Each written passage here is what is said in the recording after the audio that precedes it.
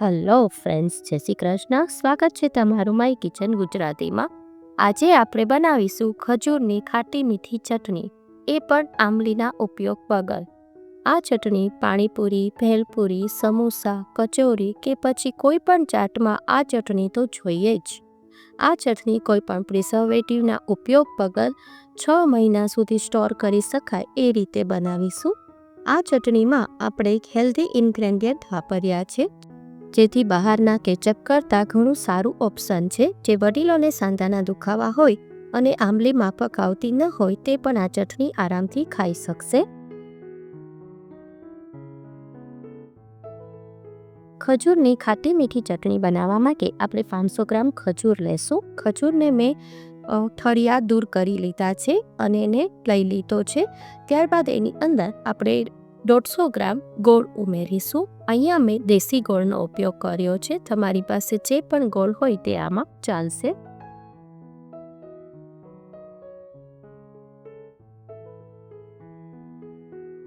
હવે ખજૂર અને ગોળની અંદર આપણે ડૂબે એટલું પાણી ઉમેરીશું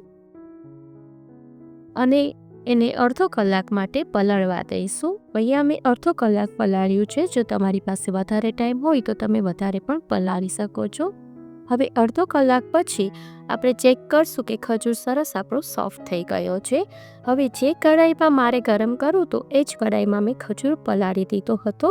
હવે એને ગેસ ઉપર આપણે ફૂલ ફ્લેમ પર ગરમ કરવાનું છે, એટલે કે એને સોફ્ટ થાય ત્યાં સુધી એને ઉકાળવાનું છે. જો આ રીતે 7થી 8 મિનિટ થશે એટલે સરસ સોફ્ટ બની જાય છે. પણ પછી એને આપણે આ રીતે ખજૂરને લઈ અને ચાકુથી ચેક કરી લેવાનું કે ખજૂર સોફ્ટ થઈ ગયો છે. ખજૂર જ્યાં સુધી સોફ્ટ ના થાય ત્યાં સુધી આપણે એને ઉકાળવાનો છે. જો ખજૂર એકદમ સોફ્ટ ગયો છે, ચાકુથી કાપો તો ઇઝીલી કટ થઈ જાય છે. એટલે હવે આપણો ખજૂર અહીંયા સોફ્ટ થઈ ગયો છે. હવે આપણે ગેસની ફ્લેમ બંધ કરી દઈશું અને એને નીચે લઈ લઈએ અને એને એકદમ ઠંડુ થવા દઈશું. આ ટાઈમે તમે પંખા નીચે પણ એને ઠંડુ કરી શકો છો. હવે એક મિક્સર જાર લઈશું અને મિક્સર જારમાં ખજૂરની જે આપણે ઉકાળેલો છે ખજૂર અને ગોળ એ બંનેને લઈ લેવાનું છે અને એની સ્મૂથ પેસ્ટ તૈયાર કરવાની છે. ત્યારબાદ એક સ્ટ્રેનર રાખી અને એને આપણે ગાળી લઈશું.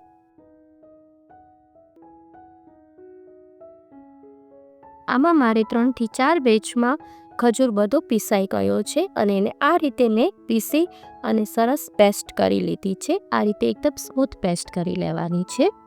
હવે જે આપણે જગમાં થોડો ઘણો ખજૂરની પેસ્ટ ચોટી છે એમાં પાણી ઉમેરી અને એને પણ લઈ લઈએ.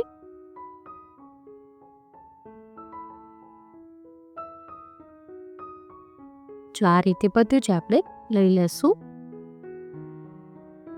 હવે જે આપણે આ ખજૂરની પેસ્ટ ગાળીને લીધી છે એને આપણે જે કઢાઈમાં પહેલાં ગરમ કર્યું હતું એમાં જ લઈ લઈએ. પાછું આને આપણે ગરમ કરવાનું છે કારણ કે આમાં હજી બધા મસાલા બાકી છે.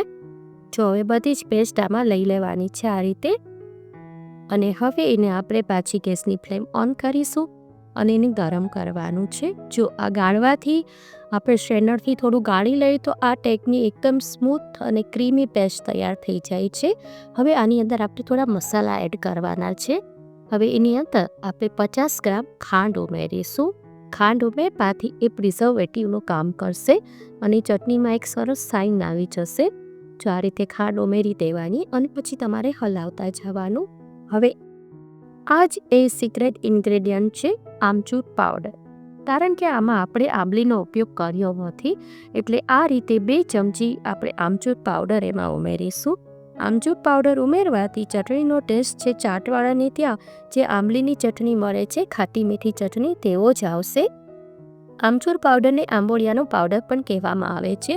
હવે એ ઉમેરી અને તમારે આ રીતે હલાવતા જવાનું. પછી 1 ચમચી મરચું પાવડર ઉમેરીશું. 1 ચમચી મીઠું ઉમેરીશું. બધા જ મસાલા આ રીતે ઉમેરતા જવાના અને હલાવતા જવાનું એટલે એની ગાંઠો ના પડે. ત્યારબાદ 1 ચમચી સૂંઠ પાવડર ઉમેરીશું. હવે સૂંઠ પાવડર ઉમેરીને પણ એને આ રીતે હલાવતા જવાનું છે અને મિક્સ કરતી જવાનું છે એટલે બધા જ મસાલા સરસ મિક્સ થઈ જાય. ત્યારબાદ એની અંદર 1.5 ચમચી આપણે સંચળ પાવડર ઉમેરીશું. સંચળ પાવડરને પણ ઉમેરી અને આ રીતે મિક્સ કરી દેવાનું છે. હવે 2 ચમચી શેકેલા જીરાનો પાવડર ઉમેરી દઈશું અને એને પણ બરાબર મિક્સ કરી લેવાનું છે.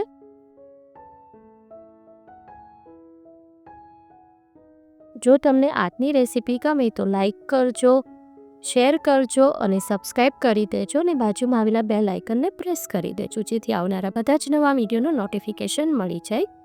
હવે જો આ રીતે થીક ચટણી થવા માંડે ત્યાં સુધી આપણે એને ઉકાળવાની છે અને આ ટાઈમે જ્યારે ચટણી થવા લાગશે એટલે એમાંથી થોડા છાંટા ઉઠશે, ત્યારે તમે ગેસની ફ્લેમ થોડી સ્લો કરી દેજો, જેથી દાજી ના જવાય. હવે જો આ રીતની થીક ચટણી થઈ જાય ત્યાં સુધી આપણે એને ઉકાળવાની છે. અને બીજું કે એમાં આ ટાઈપના ઝીણા ઝીણા બબલ્સ થવા લાગશે. જ્યારે ચટણી થવા લાગે એટલે એકદમ ઝીણા બબલ્સ થઈ જશે ત્યારે આપણી ચટણી ઓલમોસ્ટ તૈયાર થઈ ગઈ છે. જો હવે આપણી પેસ્ટ સરસ તૈયાર થઈ ગઈ છે. હવે આપણે વધારે ઉકાળવાનું નથી. આ ટાઈપના ઝીણા બબલ્સ થવા જોઈએ અને થીક થઈ જવી જોઈએ. એ બે વસ્તુ થશે એટલે આપણી ચટણી તૈયાર થઈ ગઈ છે. હવે આપણે ગેસની ફ્લેમ બંધ કરી દઈશું અને એને નીચે લઈ લઈએ. હવે નીચે ઉતારીને પછી જ આપણે એની અંદર લીંબુ ઉમેરવાના છે. આમાં 2 લીંબુનો રસ આપણે ઉમેરીશું.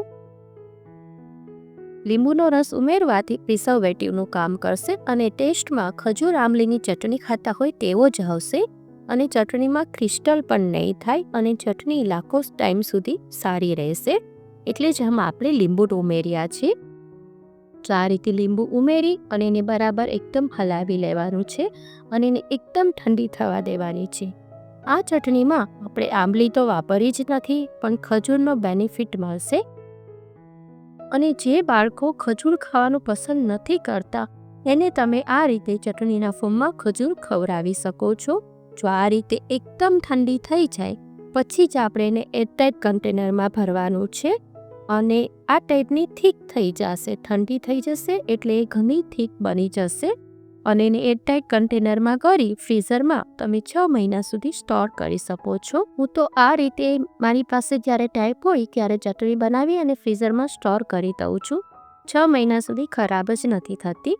અને કોઈ પણ ચાટ કે પછી દહીં વડા, ઢોકળા બધામાં ચટણી વગર તો અધૂરું જ છે. તો આ રીતે ખજૂરની ખાટી મીઠી ચટણી બનાવીને ફ્રીઝરમાં સ્ટોર કરી દો. પછી જ્યારે જરૂર પડે ત્યારે જોઈએ એ પ્રમાણમાં પાણી ઉમેરી અને એને એન્જોય કરી શકો છો. તો જો આપણે આંબલીના ઉપયોગ વગર પણ ચાટવાળાને ત્યાં મળે એવી ખાટી મીઠી ચટણી ઘરે તૈયાર કરી શકીએ છીએ. તો ચોક્કસ બનાવજો અને મને કમેન્ટ કરીને કહેજો કે આજની રેસીપી તમને કેવી લાગી. જો તમને મારી રેસીપી ગમતી હોય તો લાઈક કરજો, વધારેમાં વધારે શેર કરજો અને સબસ્ક્રાઈબ કરવાનું ના ભૂલશો. ફરી મળીશું એક નવી જ રેસીપી સાથે. Till then bye bye.